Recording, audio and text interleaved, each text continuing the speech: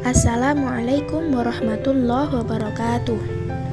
Yang saya hormati Ibu Dr. Dewi Asmarani, Magister Pendidikan serta teman-teman kelas 3E yang berbahagia.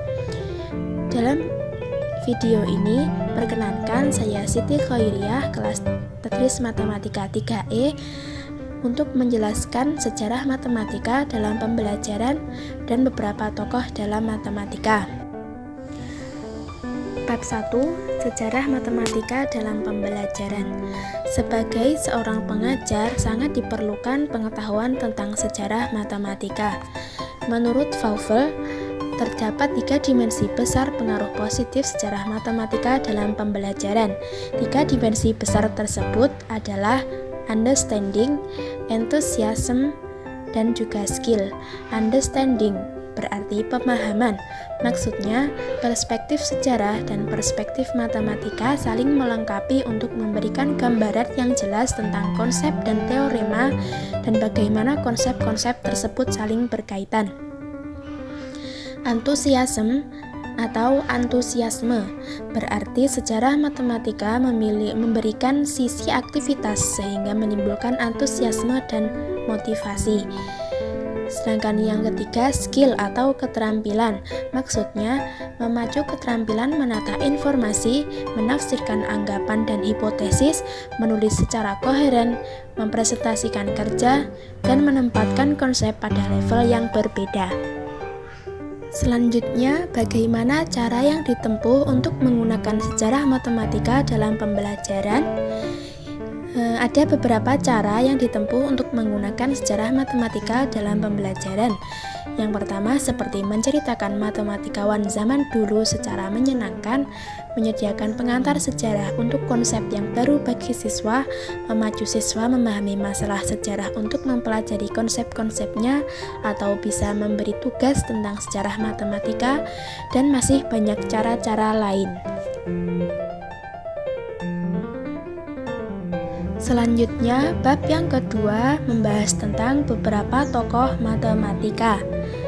Ada beberapa tokoh yang akan saya bahas dalam materi ini, yaitu yang pertama Pythagoras, Euclid, Archimedes, Brahmagupta, Al-Khawarizmi, Fibonacci, Descartes, Fermat, Pascal, Newton, Gauss, dan yang terakhir Cantor.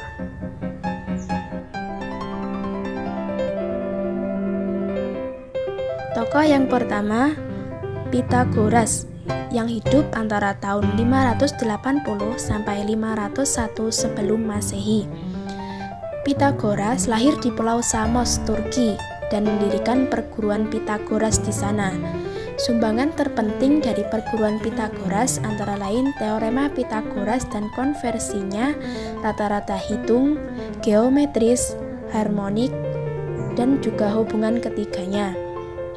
Juga teorema yang menyatakan jumlah sudut sembarang segitiga sama dengan 2 kali sudut siku-siku. Pythagoras juga orang yang pertama kali mengajarkan bahwa semua bilangan adalah irasional.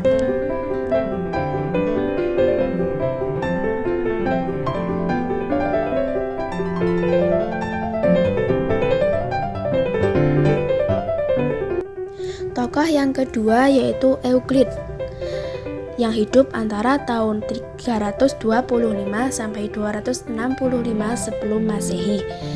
Euclid berasal dari Alexandria dan pernah belajar di Akademi Plato di Athena.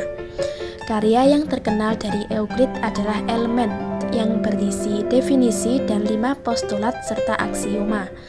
Buku ini menjadi cikal bakal postulat aksiomatis dalam matematika. Dalam buku lain karyanya, ia juga menulis 94 proposisi dan cara membagi sebuah bangun menurut perbandingan yang diberikan. Archimedes 287 sampai 212 sebelum Masehi. Beliau berasal dari Syracuse, Pulau Sisilia. Pernah belajar di Universitas Alexandria. Sumbangannya antara lain menemukan sifat hidrostatis, konsep kalkulus sehingga ia dijuluki sebagai bapak integral. membujur sangkarkan parabola yang berisi 24 dalil pengukuran lingkaran, metode poligon beraturan, tentang spiral, dalil tentang benda putar yang dibentuk oleh kurva derajat 2 dan soal mengenai membagi pola bola sehingga volume segmen bola mengikuti perbandingan yang ditentukan. Tokoh selanjutnya Brahmagupta yang hidup antara tahun 598 sampai 670 sebelum Masehi. Ia adalah seorang kepala observasi astronomi di Ujjain, India. Dalam karyanya, ia mendefinisikan nol sebagai pengurangan bilangan dengan dirinya sendiri. Ia memberi aturan aritmatika dengan istilah untung bila positif dan rugi bila negatif, memberi metode perkalian yang menggunakan nilai tempat, algoritma untuk menghitung kuadrat, mengembangkan notasi aljabar, dan metode penyelesaian persamaan kuadrat. Metode penyelesaian persamaan tak tentu juga memberi rumus luas segi 4 tali busur dan diagonal segi 4 tali busur menggunakan sisi-sisi segi 4. Selanjutnya ada Al-Khawarizmi yang hidup antara tahun 780 sampai 850 Masehi. Nama aslinya adalah Abu Musa Al-Khawarizmi yang lahir di Khiran, Al-Khawarizm, Uzbekistan, dan wafat di Baghdad.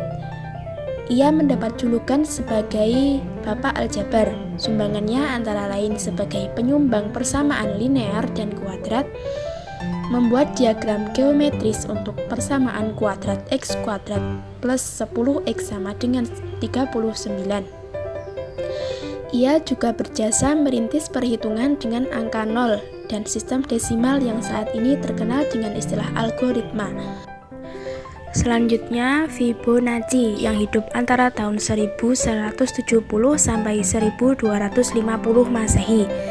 Fibonacci lahir di Pisa, Italia. Nama lainnya adalah Leonardo da Pisa atau Leonardo Pisano. Sumbangannya antara lain memperkenalkan sistem bilangan Hindu-Arab di Eropa, merintis penggunaan kembali pecahan Mesir, memperkenalkan bilangan kuadrat yang dapat ditulis sebagai penjumlahan bilangan ganjil, juga memberi pendekatan yang akurat terhadap akar dari 10x plus 2x kuadrat plus x pangkat 3 sama dengan 20.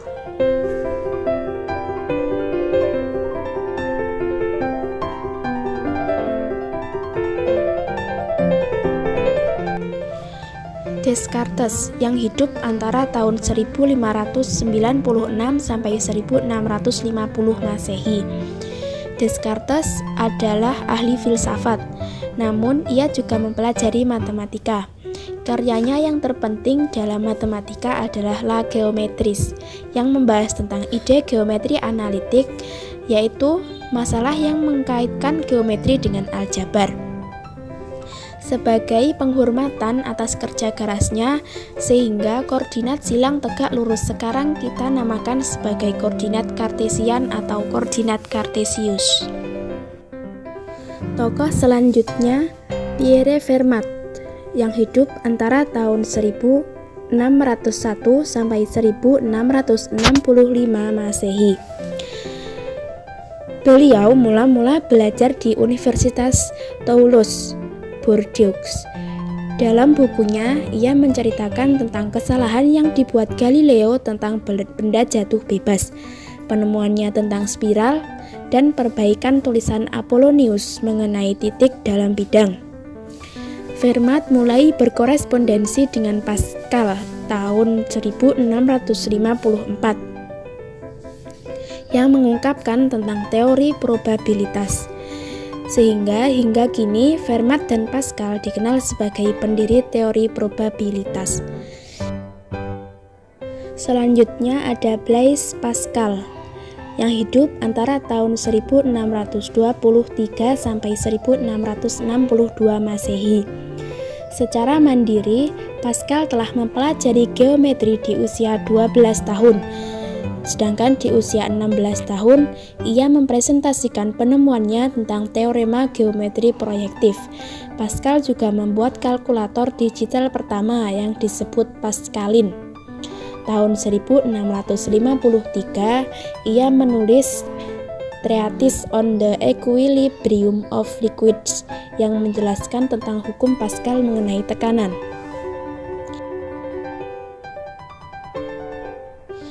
Selanjutnya, Sir Isaac Newton yang hidup antara tahun 1643 sampai 1727 Masehi. Newton adalah ilmuwan berkebangsaan Inggris. Ia menulis dasar-dasar kalkulus diferensial dan integral. Tahun 1666, Newton membuat versi awal 3 hukum geraknya. Ia juga menjelaskan tentang gerak sentrifugal dalam bukunya yang terkenal dengan nama Philosophiae Naturalis Principia Mathematica yang menganalisa tentang gerak sentrifugal, gerak benda, gerak sentripetal, dan juga hukum gravitasi umum. Friedrich Gauss hidup antara tahun 1777 sampai 1855 Masehi. Gauss masuk di Akademi Brunswick dan berhasil menemukan hukum Bode, teorema binomial, rata-rata geometrik dan aritmatik, hukum kebalikan kuadratik, dan teorema bilangan prima. Tokoh yang terakhir yaitu George Cantor. Beliau hidup antara tahun 1854 sampai 1918 Masehi. Ia dikenal sebagai penemu teori himpunan. Ia mampu memecahkan soal ketunggalan representasi fungsi atas deret geometri. Baiklah, mungkin itu saja ulasan tentang sejarah matematika dalam pembelajaran dan beberapa tokoh dalam matematika.